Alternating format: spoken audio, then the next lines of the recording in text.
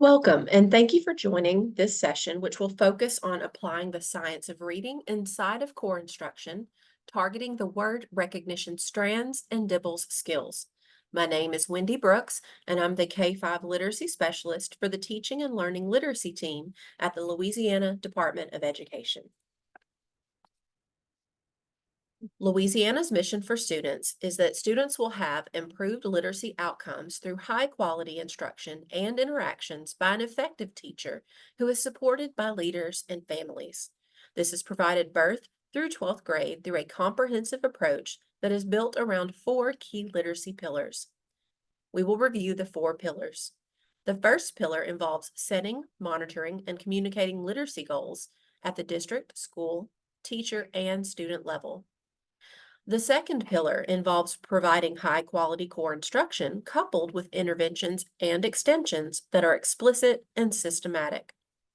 The third pillar involves teachers and leaders being provided with ongoing professional development and growth opportunities.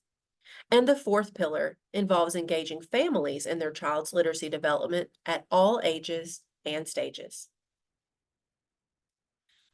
This slide outlines Louisiana's education priorities. Before we begin our new learning, I would like to anchor us in the two primary priorities we will focus on during this session. We hope that you will be able to align your literacy instruction more closely with the science of reading, thus increasing your effectiveness as a classroom teacher or leader. We will accomplish this through the active implementation formula. How do we ensure our literacy initiatives lead to improved student outcomes?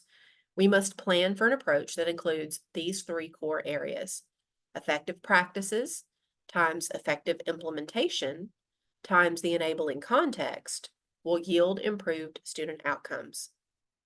Effective practices means that we should ensure those practices are grounded in evidence-based practices that are teachable, learnable, doable, and accessible in practice.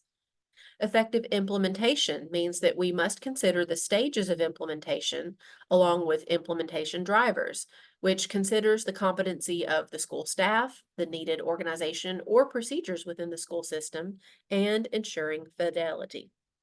Finally, the enabling context. We must consider the implementation team, which are groups of people working toward the same goal and missions through an improvement cycle. As we proceed through this session, classroom teachers, please ask yourselves this essential question: how will you target skills from Dibbles inside of core instruction? And if you are a literacy coach or school leader, how will you support your teachers with targeting skills from Dibbles inside of core instruction, all while applying the science of reading? By the end of this session, we hope that participants will be able to identify the measures from the literacy screener inside their own high-quality core instruction program. We will also focus on making adjustments to core instruction based on literacy screener results. Let's begin by reviewing the purpose of the K-3 literacy screener. By now, we all know that Louisiana state law requires that all students in grades K through 3 be screened by a single statewide screener within the first 30 days of school and in December and in April. This screener serves as an indicator of whether core instruction is meeting the needs of the majority of students and can also be used to identify which students may be at risk for experiencing reading difficulties so that teachers can then provide timely and effective support. The literacy screener also assists in identifying students for further evaluation for specific programming, including students who may display characteristics of being dyslexic or gifted. For the purposes of clarity, it helps to know that Amplify is the publisher chosen by the state of Louisiana to provide access to the literacy screener, and M-Class is the name of Amplify's digital version of the screener. The literacy screener tool is the Dibbles 8th edition. Also, take a moment to pause and review the indicators that are assessed by this screener across the grade levels, kindergarten through 3rd grade. You'll notice that in kindergarten, it begins with letter naming fluency, phoneme segmentation fluency, nonsense word fluency, and word reading fluency. As students progress across the grade levels, oral reading fluency is added, and then maze. Let's also make sure that we are connecting the literacy screener to what we know about the science of reading. Which literacy skills are assessed through the K-3 literacy screener? The word recognition strands, which include phonological awareness, decoding, and sight recognition, are the literacy skills addressed and assessed through the K-3 literacy screener. If you need additional information about the science of reading or just to review what you've already learned, please feel free to use the QR code, which will take you to just one of many resources that can review the science of reading in Scarborough's Reading Rope. Once screeners have been administered, we now have a wealth of information about our students at our fingertips. But as teachers, we may not have a knowledge gap. Many times we simply have an action gap. Now that we have all of this data, what do we actually do with it? This is why using instructional data to make decisions inside of core instruction is so important. We know the universal screening is mandatory at K-3 schools, but it's not always clear how our core curriculum addresses the skills assessed in the screener. Classroom teachers need support using literacy screener data to make these instructional decisions inside of core instruction. And classroom teachers may also require assistance in utilizing the literacy screener data and making adjustments to the core curriculum in order to develop individualized literacy plans for students. We must strive to become critical consumers of curriculum in order to best meet the needs of our students. These are just some of the basic steps for identifying screener measures inside of core instruction that is delivered through the use of high-quality instructional materials. Today, we will practice these steps. We will review the skills that are introduced in the lesson. We will consider which instructional activities are designed to support student success with different screener measures. And we will use daily formative assessments aligned to each of the screener indicators to provide relevant information on the student's progression toward mastery of each indicator. Take a moment to pause this screen and review.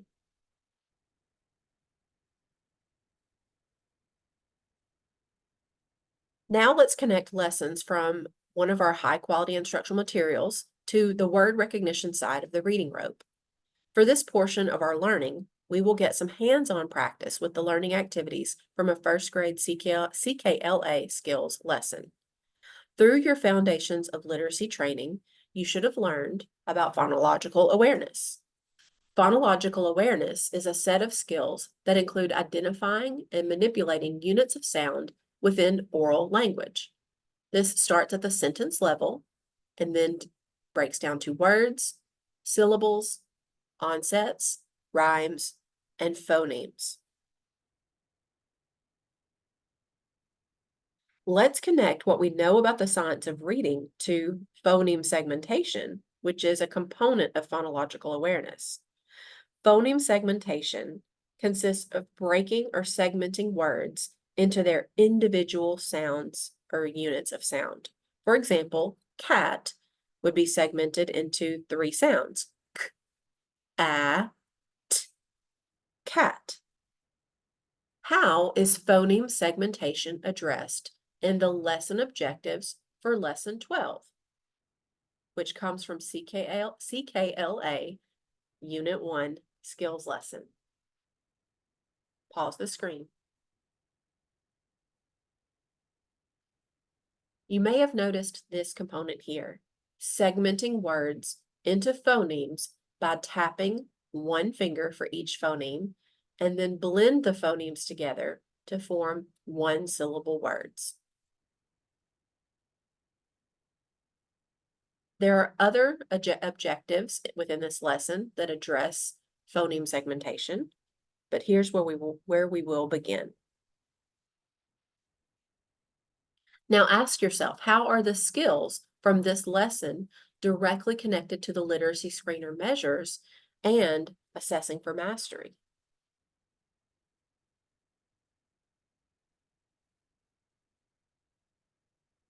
I'm noticing skills such as segmenting, blending, and isolating phonemes within this lesson. This indicates that the standards and skills are directly connected to phoneme segmentation fluency, or PSF, which is a subtest of the Dibbles screener.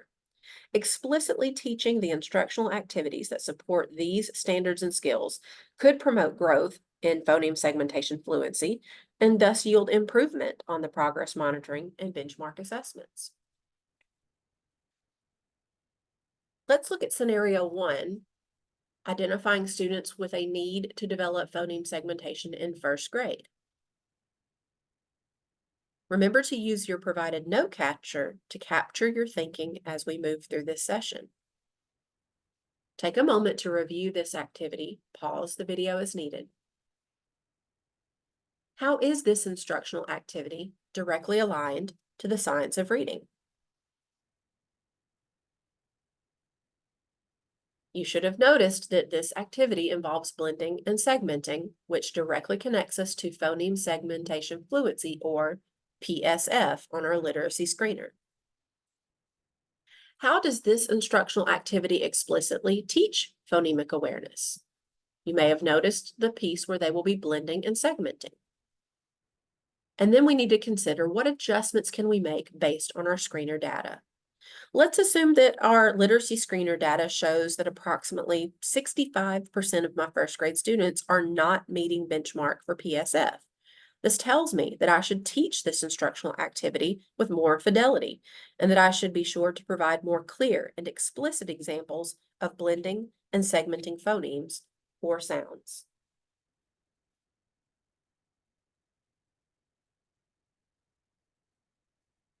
Let's take a look at an example of how one teacher implemented this particular instructional activity in a virtual environment. As you're watching the video, ask yourself, what is the teacher doing really well?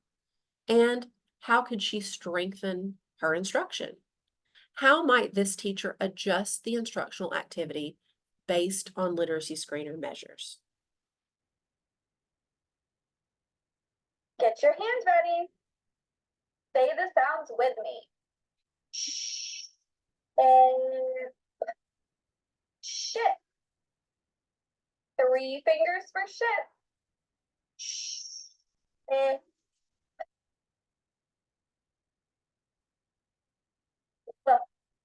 and back. 3 fingers for back. Back.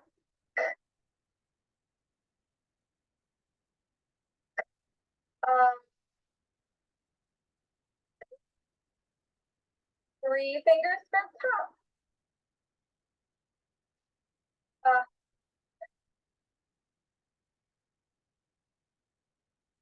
You should have noticed that the teacher used direct and explicit instruction to model segmenting phonemes. However, you may have also recalled the importance of clipping phonemes, being sure to eliminate the schwa sound at the end of a phoneme. If our first graders are struggling with phoneme segmentation fluency, then we must be very direct and explicit with our modeling.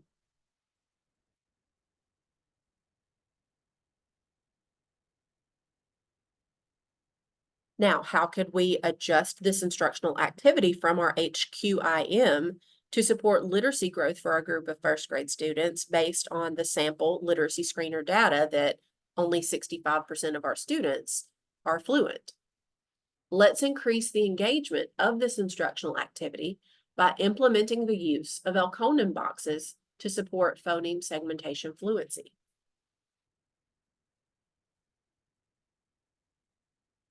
Here's an example of implementing phoneme or Elkonin boxes to support phoneme segmentation fluency.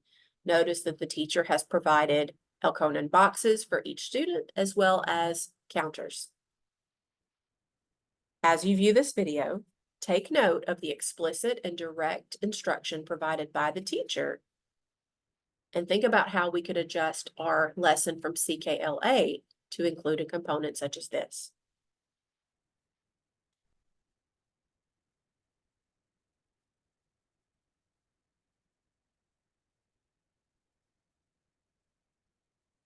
Today, we're going to work on activity.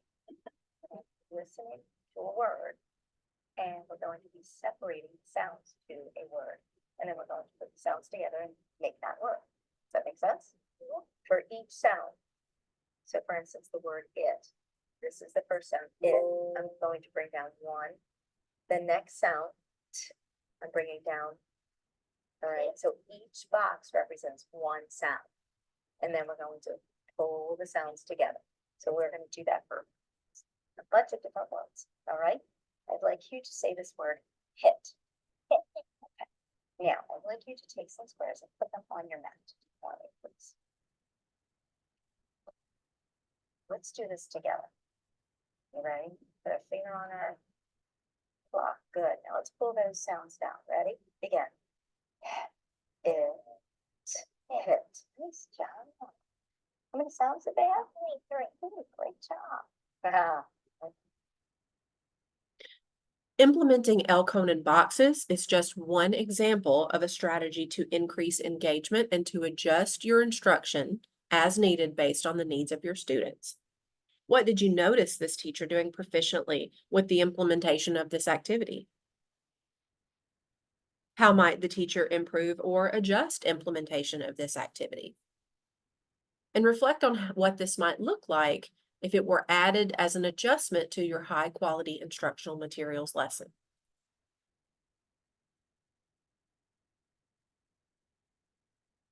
Now let's move on to alphabetic principle. Let's review what we know about alphabetic principle.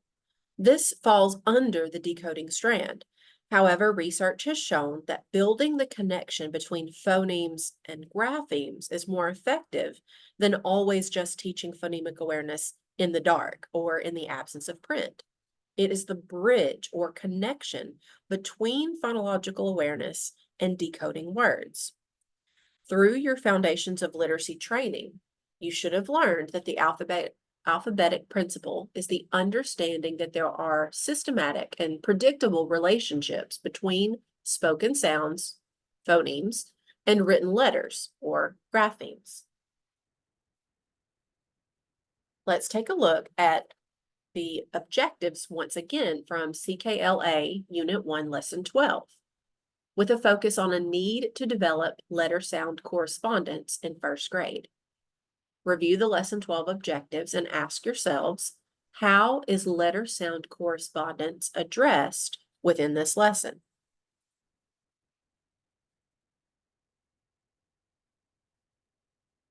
You may have noticed, spell one-syllable words using the letter-sound correspondences taught in grade 1. You may have also noticed printing the upper and lowercase letters B, L, and R. These can both contribute to letter sound fluency, as well as, or letter naming fluency, as well as nonsense word fluency, because we are strengthening the connection between the letter and the sound. Remember, we learned about the importance of orthographic mapping in our Science of Reading training.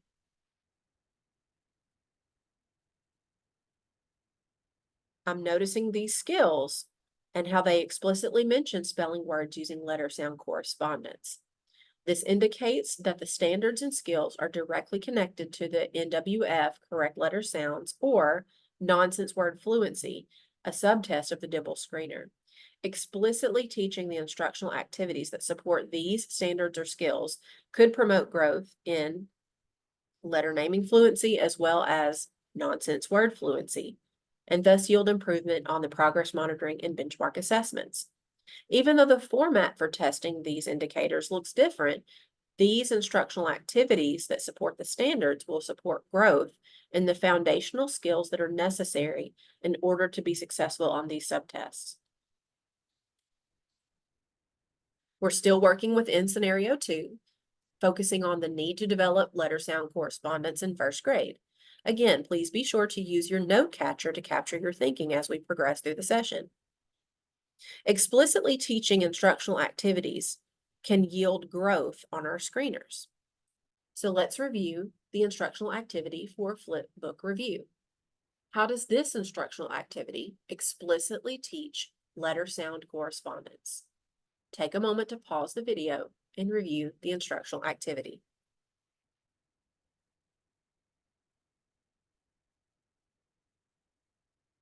You may have noticed this step in the activity in which the teacher shows the students the B spelling card or the B spelling card with the letter B with a bat side facing the students.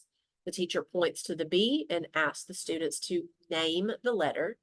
They then read the word bat and remind them that the letter B is used to spell and write B in English words. The teacher then reminds the students that B is a consonant sound, and consonant sounds will always be written in red on the spelling cards that they're using in this lesson, because when they say the sound, parts of the mouth touch or are closed, which block or stop some of the air. Notice the very explicit and direct teaching of the connection from the letter to the sound. This can support not only letter naming fluency, but it can also uplift the connections needed for nonsense word fluency. How is this instructional activity directly connected to the literacy screener measures and assessing for mastery? Once again, by strengthening the letter sound correspondence, we can absolutely increase letter naming fluency, but this can also yield progress and improvement within nonsense word fluency because we are now starting to orthographically map the letter and the sound together. Let's review another example, writing the spellings activity. Take a moment to ask yourself the same questions. How does this instructional activity explicitly teach letter sound correspondence? You should have noticed these steps where the teacher is modeling the writing of the letter. The students are tracing the letter. The students trace and copy the lowercase letter, but they are also encouraged. This is a must. The students must say the sound B each time they are writing the letter to strengthen that letter sound correspondence. How is this instructional activity directly connected to the literacy screener measures and assessing for mastery? Not only can it support letter naming fluency, but it can very well strengthen nonsense word fluency because we are improving and strengthening the connections between the letter and the sound correspondences. Now let's move on to decoding. We're still working, or we're moving on to a new scenario, but we're now focusing on decoding and what we have previously learned through our Foundations of Literacy training. You should have learned that decoding is the process of interpreting written words into spoken language. This includes, once again, the alphabetic principle, but also the spelling sound correspondences.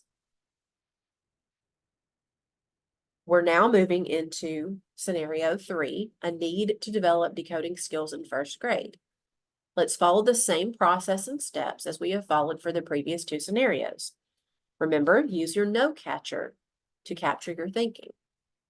Review the lesson objectives again, but this time ask yourselves, how are decoding and encoding skills addressed within this lesson? Remember, decoding is reading words, and encoding involves writing the words, and they are reciprocal processes.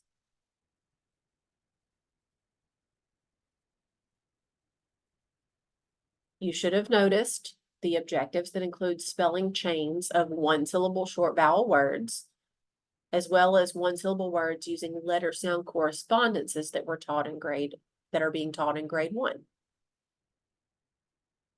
This can directly increase fluency with nonsense words, as well as other subtests. Again, we are working within scenario 3, a need to develop decoding skills in first grade. Take a moment to pause the screen and ask yourselves this question as you review the instructional activity. How does this instructional activity explicitly reinforce decoding?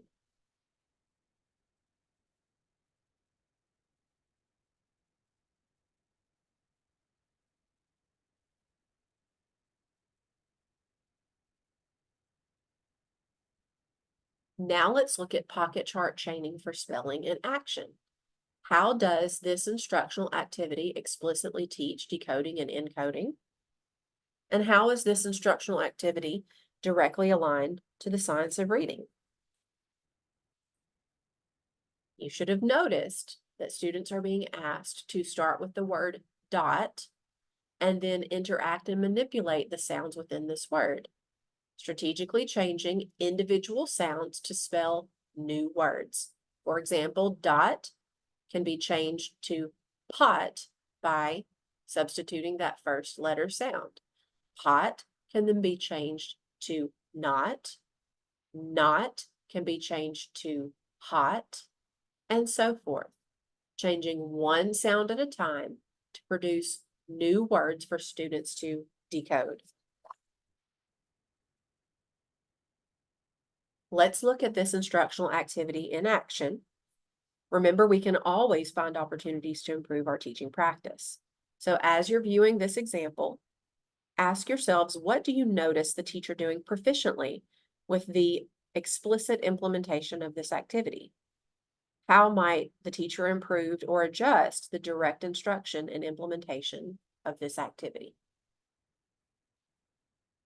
Okay, for our next activity, we're going to be doing what we call pocket chart chaining.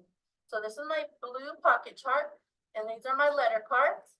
In the purple, we have our vowel sounds. So we have I, A, and A, the letters I, A, and O. For our consonant sounds, we have them here in green letters. We have N, D, H, S, G, P, B, L, R, and T. So what we're going to do is make words out of these consonant sounds and vowel sounds. And then we're going to make them into a chain, which I'll explain here in a minute. So our first word we're going to do is dot. So how would we make dot? First we need D, then we need ah, and then we're going to need t. So when we have a word here in the middle, we're going to sound it out. D, ah, t. When I tap on the word letters, sorry, you say the sound. When I slide my finger, you blend it. D, ah, t, dot. Okay, now what word do we have whenever I switch the first sound with the P? P, ah, t, pot. All right, the next word, we're going to switch the first sound again. Now what do we have? N, not. Now notice we only changed one sound. We're not changing the middle sound or the ending sound so far. We've only been changing the beginning sound. So there is not. What is the word when we switch the first sound again to this? Let's sound it out. H, hot. Okay. Let's switch the first sound again. Now we have rot. Okay, now let's switch it up. Let's change the last sound. Let's take away this one and switch it for this sound. Now let's sound it out. Raw.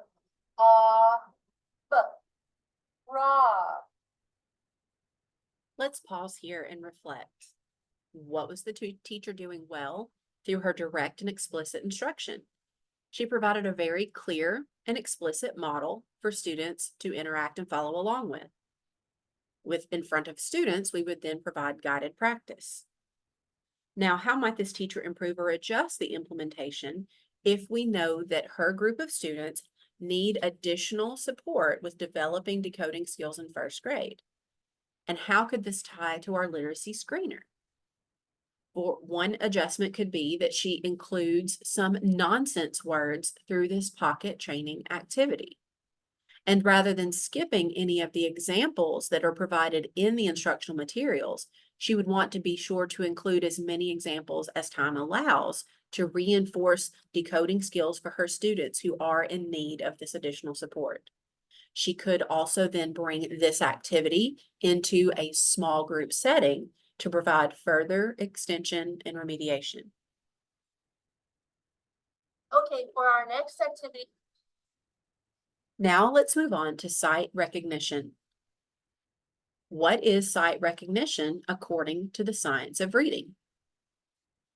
Through your Foundations of Literacy training, you should have learned that sight recognition refers to the reading of any word whose pronunciation, spelling, and meaning are linked in long-term memory through orthographic mapping. Sight words are recognized automatically, effortlessly, and unconsciously when seen in print. Some additional considerations for word recognition include: word recognition is not achieved through rote memorization or flashcards. The science of reading supports teaching sight words using phonics skills, and then explicitly identify the parts of a sight word that cannot be phonetically decoded. Through scenario 4, we will focus on students with a need to develop word recognition in first grade. We are moving into lesson 13. Take a moment to pause the screen and review the lesson objectives and reflect on this question. What skills are addressed in the lesson objectives?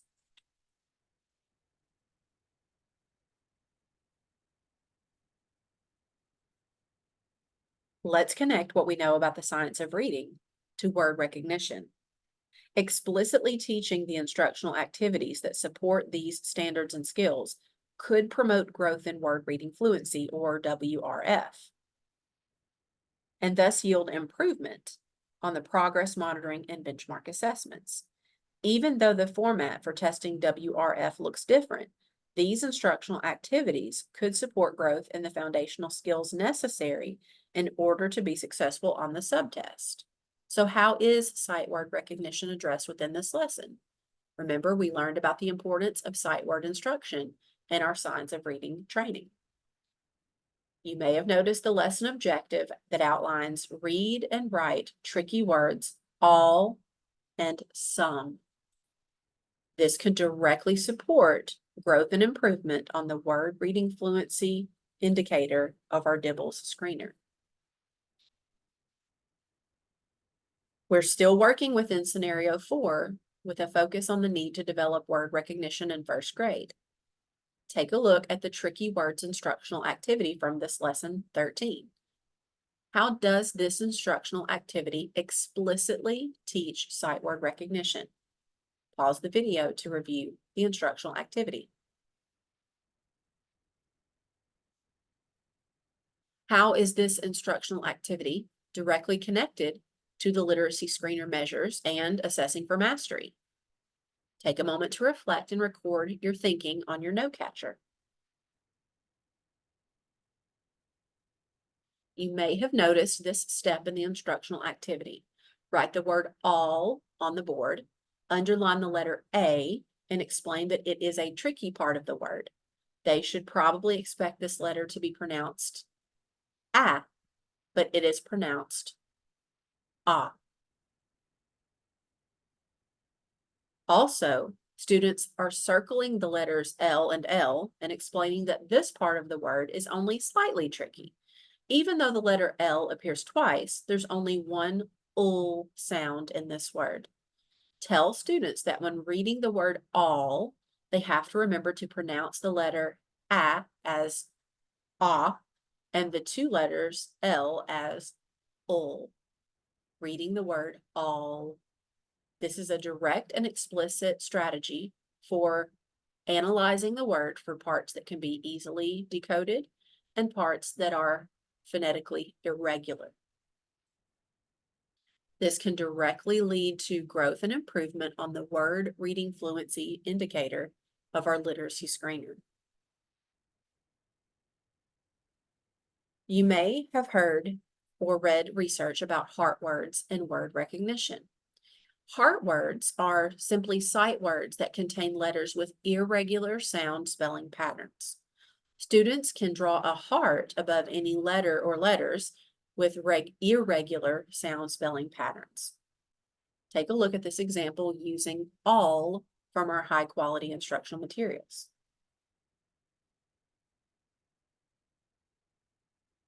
Now let's look at one example with several strategies for implementing heart words or teaching those sight words that contain irregular patterns. Take note as you watch this video. We can always find opportunities to improve our teaching practice. What do you notice the teacher doing proficiently with the direct and explicit teaching of this instructional activity? And how might the teacher improve or adjust implementation of this activity through her high-quality instructional materials to meet the needs of her students? Let's take a look at this word. The. We have this sound that we know, TH. It says, that's the voice TH. If you put your hand on your voice box right at your neck, when you say, you're gonna feel it vibrate. So the first sound in the word the is, Now that second sound is a little bit trickier. That sound says, and usually U represents the letter but in this word, the E represents the sound, and that's the part we have to know by heart. Let's take a moment and write this in the air with our fingers. T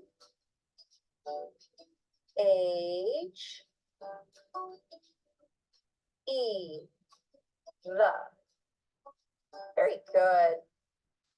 Now let's look at this word and let's take some time to map it. We're going to listen for all the sounds we hear in the word the. How many sounds do you hear in the word the? Let's tap it. Two sounds. That's right, two sounds we hear.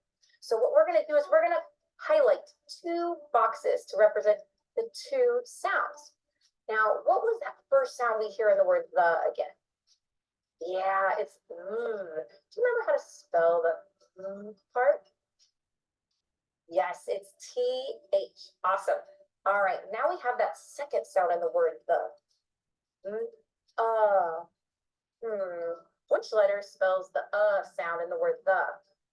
Yes, it is the E. That's the part we have to know by heart.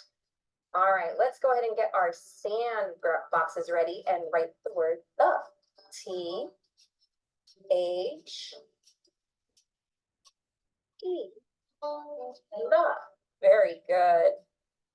And finally, let's practice writing the word on our paper because it is fun to write it in the air and it's fun to write it in the sand, but let's practice now writing on our paper. Remember, when we're writing our letters, we want to make our tall letters tall and our small letters small and our fall letters fall. Now, if you look at the screen, you're going to see the green dot with the line. That's the sound we know. What is that first sound in the word the? Yes, it's the voice TH. Notice how both of those letters are tall. They go all the way to the top and all the way to the bottom. And what's that part we need to know by heart? The yes, it is an E. Very good job, you guys. Keep practicing with the word the, and you're going to have it mapped in your brain in no time. Good job, everyone.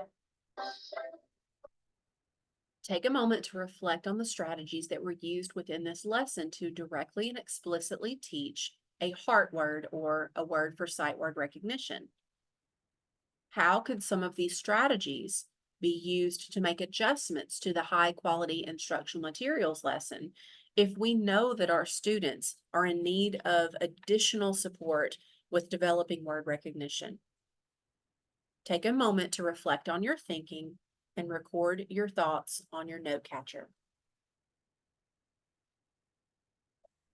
Let's take a look at this. We're still working within scenario 4, the need to develop word recognition in a first grade classroom. Take a look at the additional practice component for the instructional activity that we just viewed to teach tricky words or heart words. How can the practice segment of this instructional activity serve as a formative assessment for sight word recognition? pause, and capture your thinking on your note catcher. The practice of reading and writing tricky words within this high-quality instructional curriculum provides an immediate opportunity for the direct transfer of newly learned skills. Recording your observational feedback during this segment of the lesson could serve as a formative assessment to determine whether students are taking on the new learning. So what if your classroom of first grade students has screener data that indicates that only 38% of your students are needing support with word reading fluency? This may indicate a need to take this practice into the small group setting. But if you have a high percentage of your students who are needing support with developing word recognition, then you would want to include more of this additional practice within your whole group instruction.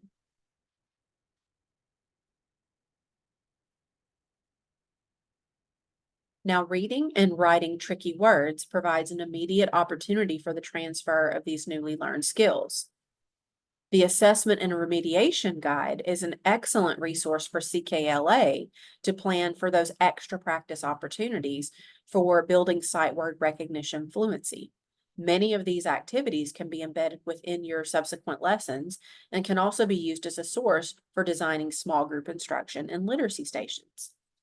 If you use a curriculum other than CKLA, be sure to seek out those additional sources that are provided by your high-quality instructional materials in order to design and develop opportunities for additional support with word recognition within your classroom.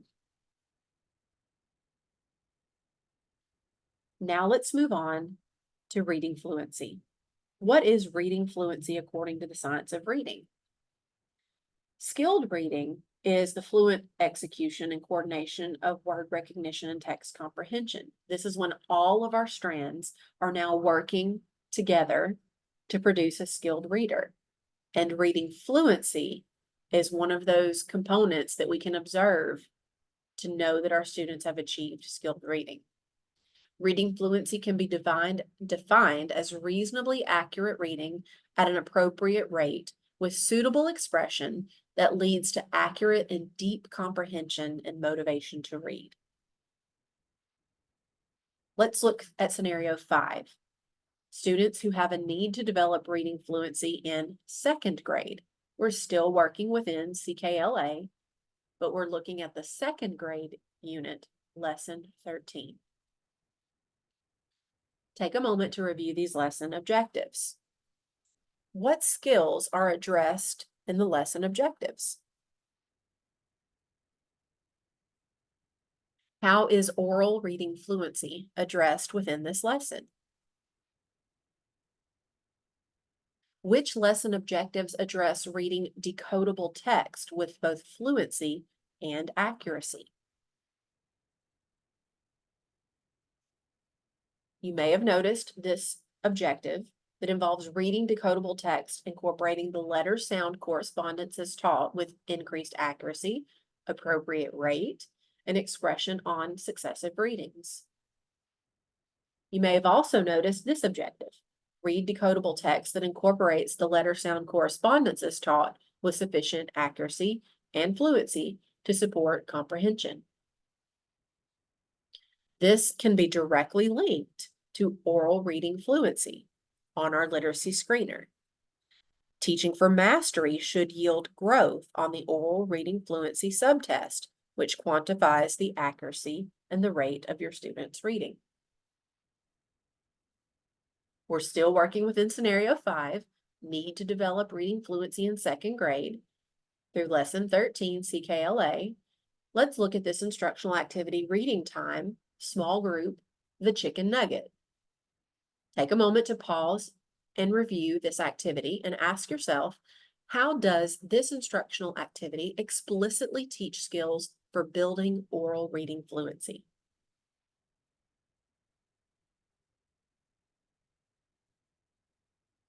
You may have noticed the direct application during small group work. Based on the needs of your students, you may choose to put one group together and have them read the chicken nugget out loud to you and check comprehension and ask students to point out the spelling patterns.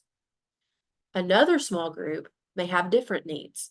These students who are able to do the independent work may sit with their partners, take out their readers, and take turns reading the story aloud to one another.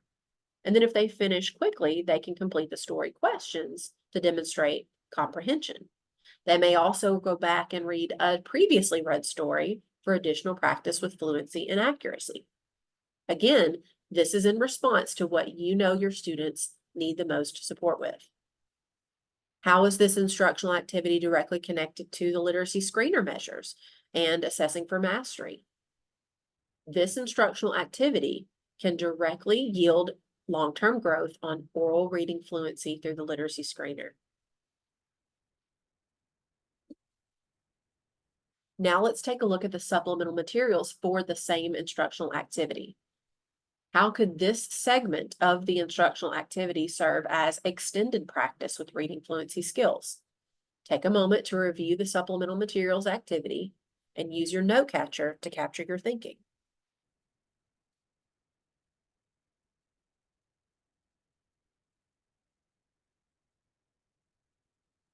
How could this segment of the instructional activity serve as a formative assessment for reading fluency skills? Now let's think about this group of second graders. What if 59% of these second grade students are performing below benchmark or well below on the oral reading fluency subtest? What are some of the implications for how I should utilize this instructional activity component or the supplemental materials? What if my observational feedback from my students is showing that one of my small groups continues to struggle with reading fluency and accuracy? How might this feedback drive my instructional decision making during the remainder of the activity? If I know that the majority of my students have a strong need for developing reading fluency in second grade, the supplemental materials could be a very productive activity to include because I could use it as a formative assessment. I could take note of the students' observable behaviors, how proficient they are with the decodable words, the sentences and phrases, as well as the wiggle cards if you're teaching CKLA, and then use that data to then drive my instruction. Do I need to include this in my whole group instruction as an opportunity for extended practice, or should I take some of these supplemental materials into a small group setting to best meet the needs of a group of students who need that additional support? Again, be sure to refer to any resources provided by your high quality instructional materials. CKLA offers the assessment and remediation guide. Students who are needing additional support with reading fluency could benefit from the fluency and comprehension exercises. For example, warm up silly voices and warm up two voices. These are simply additional resources provided by the high quality instructional curriculum to best meet the needs of my students who are in need of additional support. Here's another example from CKLA from the Assessment and Remediation Guide. This section provides lesson templates and sample remedial lessons with guided reinforcement lesson templates and explicit reteaching lesson templates. These again are wonderful resources for providing the additional instruction and adjusting my instruction to best meet the needs of my students who need support with reading fluency. Now let's shift our thinking to our older elementary students. Let's look at students who need to develop reading fluency in grades 3 through 5 by examining an example from ELA Guidebooks, grade 3, from the unit, The Stories Julian Tells. Take a moment to read the lesson description and look fors and ask yourself, how can we target oral reading fluency in this lesson?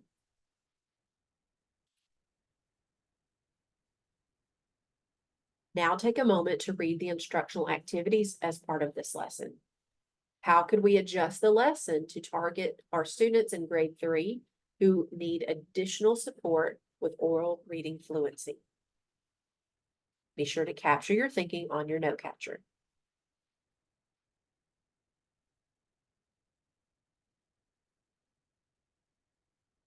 Some adjustments that we might make to our instruction could include ensuring that students are tracking with their eyes and or fingers to ensure words are being mapped out as read.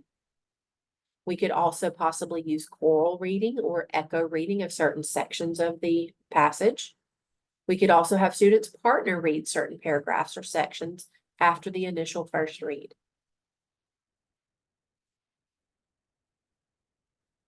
Take a moment to look at the additional instructional activities within this lesson. Pause the video as needed to review and ask yourselves, how could we adjust this lesson to target oral reading fluency in this grade 3 lesson?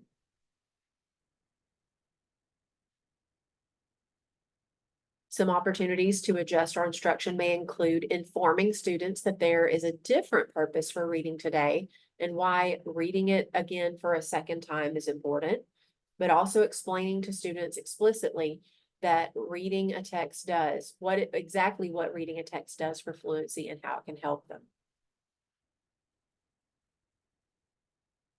Some additional recommendations to develop oral reading fluency can be found within the ELA Guidebook's Curriculum Guide 3.5 from 2022. Provide students with an audio version and a printed version of a text in advance of reading it in class. Direct them to listen to the audio version and follow along with the printed version. Ask students a few text-dependent questions to check for basic understanding, and engage students in repeated oral readings through the fluency activities. These additional recommendations can help develop oral reading fluency and thus yield growth and improvement on your DIBELS literacy screener through oral reading fluency, as well as MAIS. Now, if you are working within a group, or if you're a literacy leader who is planning professional development opportunities for your teachers, and you would like to redeliver this content to your team, you might consider engaging your teachers in this jigsaw activity. Prepare an anchor chart for each of the scenarios from this session using the note catcher. Divide your teachers into small groups. Ask each group of teachers to complete an anchor chart using the note catcher and the model provided within the slide. This should include the skills and standards from each scenario, the connection to the literacy screener for the scenario, examples of direct and explicit instruction for this particular scenario, and the adjustments that could be made within the instruction using the instructional activity for your scenario. Instruct the teachers to then take a gallery walk to view the work of the other groups when they finish with their work. Using a strategy such as this to annotate and analyze the instructional materials that are provided within your HQIM and identifying ways to adjust instruction to target your DIBELS skills and literacy screener data could then yield growth for your students. So here are some next steps for implementing your learning and assessing the impact of your learning.